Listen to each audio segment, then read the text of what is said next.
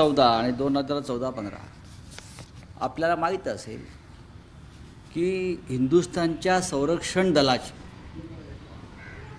स्वाभिमान बरं का अभिमान असलेली INS विक्रांत हे जे लढाऊ जहाज होतं ते स्क्रॅपमध्ये काढण्यासाठी म्हणजे भंगारात काढण्याची जी एक तयारी सुरू झाली होती त्याच्यावरती देशभरामध्ये एक संतापाचं वातावरण निर्माण झालं की INS विक्रांतवरती संरक्षण खात्याचं 1971च्या युद्धाचं एक मेमोरियल बनावं, एक म्युझियम बनावं, यासाठी देशभरामध्ये एक आंदोलन सुरू झालं। साधारण महाराष्ट्राच्या समुद्रामध्ये ते मुंबईच्या समुद्रात ती INS विक्रांत होतं। महाराष्ट्र सरकारने यासाठी काही 200 कोटी रुपये द्यावेत अशी मागणी भारतीय जनता पक्षाकडून किंवा अनेकांकडून ती मागणी झाली होती। दिल्लीमध्ये संरक्षण मंत्र्यांना भेटण्यासाठी सर्वच पक्षाचे लोक इथे आले होते, खासदार आले होते। त्याच्यामध्ये शिवसेनेचे खासदार होते, आमचे राहुल शेवाळे मला आठवत आहे, शिवाजीराव आढळराव पाटील आठवत आहे, श्रीरंग बारणे आठवत आहेत। आम्ही सगळेच त्याच्यामागे हा प्रश्न मांडला होता। त्यात सध्याचे भ्रष्टाचाराविरुद्ध लढणारे भारतीय जनता पक्षाचे महात्मा किरीट सोमय्यासुद्धा होते, पण ते पैसे काही जमा होऊ शकले नाहीत आणि ती बोट जेव्हा भंगारात जायला लागली तेव्हा किरीट सोमय्या यांनी असं एक मुवमेंट सुरू केली, जर सरकारला 200 कोटी रुपये जमावता येत नसतील तर आम्ही पैसे जमवून देऊ। मला माहीत असेल हे पैसे आम्ही गोळा करू आणि सरकारला देऊ। आणि त्यांनी मुंबईमध्ये अनेक ठिकाणी ही पैसे गोळा करण्याची मोहीम सुरू केली। एअरपोर्ट, सर्व प्रमुख रेल्वे स्टेशन्स, मग चर्चगेटपासून ते अंबरनाथपर्यंत किरीट सोमय्या यांचे लोक हे सेव विक्रांत अशा प्रकारे टी-शर्ट्स घालून ते डबे फिरवायला लागले। आणि त्या काळामध्ये मुंबईसह महाराष्ट्रातल्या लाखो करोडो लोकांनी त्यांना ते पैसे दिले, बरं का। लाखो करोडो लोकांनी बघा हे पैसे गोळा करतायत स्वतः किरीट सोमय्या। लाखो करोडो लोकांनी त्यांना पैसे दिले आणि माझी माहिती आहे की त्या व्यतिरिक्त सुद्धा त्यांनी अनेक कॉर्पोरेट्सकडून सेव विक्रांतच्या नावाखाली कोट्यावधी रुपये गोळा केले। ही रक्कम साधारण 57 ते 58 कोटी रुपये त्या काळामध्ये होती। हे मला त्यांच्याच एका जवळच्या माणसाने काल सांगितलं जो त्या प्रक्रियेमध्ये सामील होता। 57 ते 58 कोटी रुपये।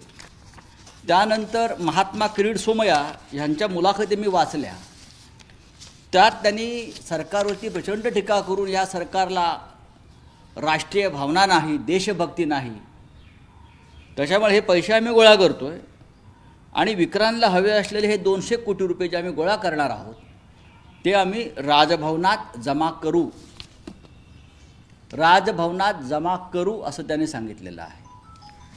आता माननीय राज्यपालांच्या कार्यालयातून माझ्याकडे आलेलं पत्र आहे, बरं का। धीरेंद्र उपाध्याय नावाचे एक RTI ॲक्टिव्हिस्ट आहेत, त्यांनी राज्यपालांना विचारलं कि 2013-2014 किंवा 2014-2015 में विक्रांतसाठी अशा प्रकारे जे पैसे गोळा करण्यात आले होते ते तुमच्याकडे जमा झाले आहेत का, चेकद्वारे किंवा कॅशद्वारे। राज्यपालांचं पत्र आहे, राज्यपाल कार्यालयाचं। ऐसी कोई राशि इस कार्यालय में जमा नहीं की गई है, ऐसी कोई राशि इस कार्यालय में जमा नहीं की गई है। देशाच्या संरक्षण व्यवस्थेशी, देशाच्या राष्ट्रीय भावनेशी केलेली ही शुद्ध फसवणूक आहे, हा देशद्रोह आहे। 57 कोटी रुपये या देशद्रोही किरीट सोमय्याने गोळा केले भारतीय जनता पक्षाचा झेंडा घेऊन 57 कोटी ही लहान रक्कम नाही आहे, ही नुसती समोर सांगितली रक्कम आहे. हा आकडा 100 कोटीच्या वर असावा असं मला वाटतं आहे. बरे, माझं उत्तर नाही आहे. आता ते येतील आणि सांगतील आपला तर काय सामान्याचं नाही. हे फोटो आहेत, पैसे गोळा केलेले आहेत लोकांनी. मला ते 10 लोक कालपासून भेटलेत जेव्हा त्यांना हे बाहेर आलं की आम्ही चर्चगेट स्टेशनला त्या डब्यामध्ये 5-5 हजार रुपये टाकले विक्रांतसाठी म्हणून, की देशाचं एक स्वाभिमान आहे, देशाचा आत्मा आहे. 1971च्या युद्धाचं ते प्रतीक आहे विजयाचं. आम्ही 5-5 हजार रुपये त्याच्यामध्ये टाकले. चर्चगेट स्टेशन अशा प्रकारचे पैसे नेवीनगरला गोळा करण्यात आले मोठ्या प्रमाणात निवृत्त अधिकाऱ्यांकडून. आणि ही रक्कम कोटी कोटींच्या घरात आहे.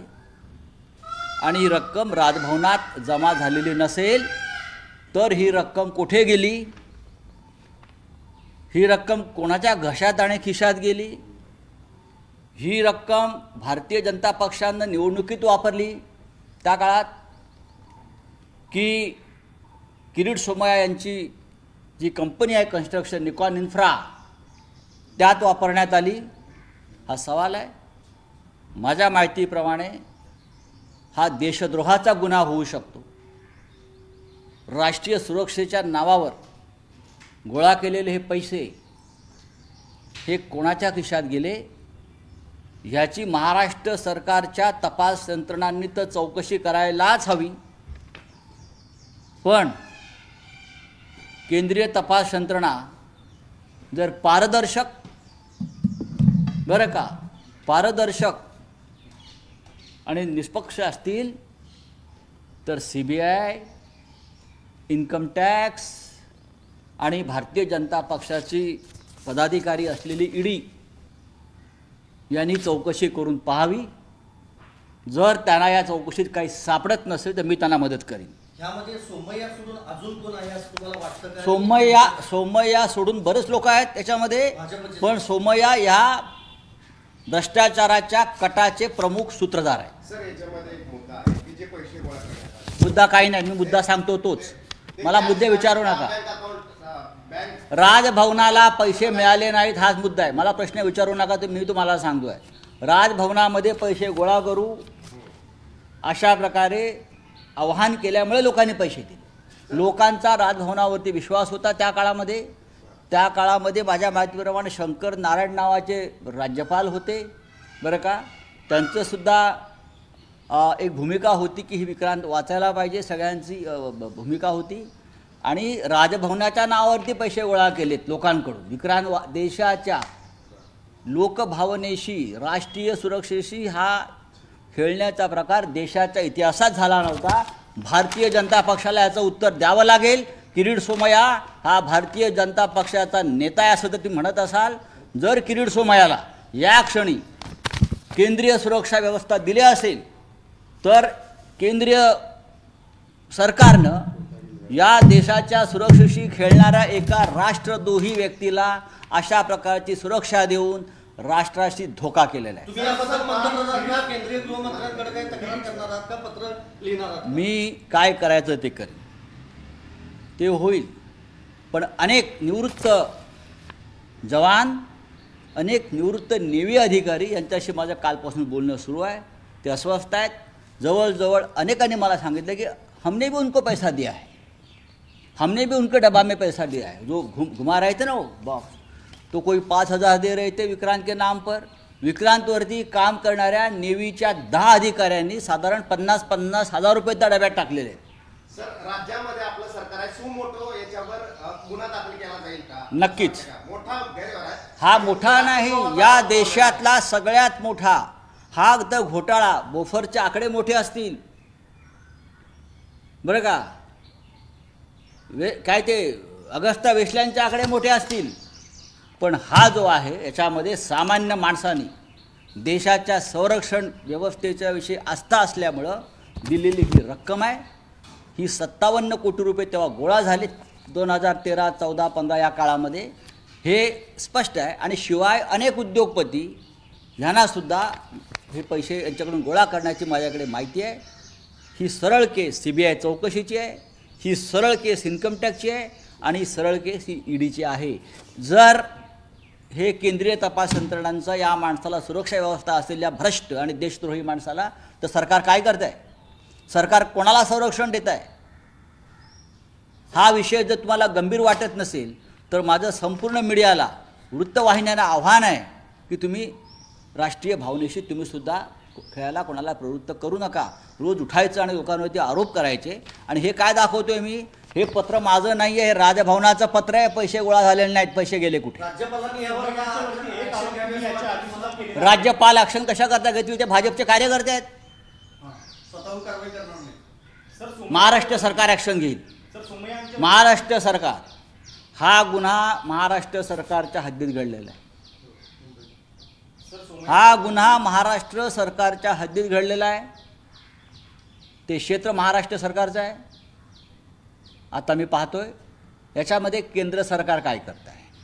केंद्र सरकारला जर हा गुन्हा मोठा वाटत नसेल, INS विक्रांत शेवटी भंगारातच गेलेली आहे. ती भंगारात जाऊ नये यासाठी गोळा केलेले कोट्यावधी रुपये कुठे गेले? मी तुम्हाला सांगतो, त्यातले काही पैसे या माणसानं त्याच्या निवडणुकीत वापरले आणि मोठी रक्कम त्याच्या मुलाची जी कंपनी आहे नीलकिरीट सोमया निकॉन इन्फ्रा त्याच्यामध्ये वापरली आहे. हे महाशय चार्टर्ड अकाउंटंट असल्यामुळे त्यांना असा पैसा कसा जिरवायचा, पचवायचा आणि ढेकर द्यायची हे माहिती आहे. ते चार्टर्ड अकाउंटंट असल्यामुळे त्यांना माहिती आहे. एक आरोप आपण याच्या आधी सुद्धा केलेला आहे. त्याच्या संदर्भात अजून कारवाई सुरू आहे. पण त्याच्यानंतर आता तुम्ही हा आरोप नवीन करताय, याच्या आधी का नव्हता? हा आरोप तुम्ही अचानकपणे आज करताय. मला काही नेव्हीच्या अधिकाऱ्यांनी दिलेले कागद आहेत. याच्यावरती लोकांच्या मनात खूप दिवस खदखद आणि शंका होती की आमच्या पैशाचं झालं काय. हे आत्ता समोर आलं आहे. राजभवनाकडनं उत्तर मिळत नव्हतं. सातत्यानं अनेक 4 वर्षापासून साधारण लोक राजभवनातून माहिती घेण्याचा प्रयत्न करत होते या संदर्भात. शेवटी हे उत्तर आता आलेलं आहे आणि उत्तर हे 17 फेब्रुवारी 2022. म्हणजे उत्तर द्यायला देखील राज्यपालांनी विलंब केलेला आहे. प्रचंड विलंब झालेला आहे. काही असेल पण शेवटी काही लोक म्हणतात ना की त्यांनी जिद्द सोडली नाही आणि आता पाठपुरावा केला. हे पत्र राजभवनातलं खोटं नाही. याखाली जयराज चौधरी अवर सचिव जे आहेत राजभवनातली त्यांची सही आहे आणि हे राज्यपालांच्या सचिवालयाचं आलेलं पत्र आहे. या संदर्भामध्ये काही लोक न्यायालयातसुद्धा जात आहेत. या संदर्भात काही प्रमुख लोक गुन्हे दाखल करतील. हे सगळे लोक जे आहेत माझ्या माहितीप्रमाणे हे देशाच्या संरक्षण सेवेत काम केलेले लोक आहेत. महाराष्ट्र सरकारनं या संदर्भात कठोर कारवाई करावी.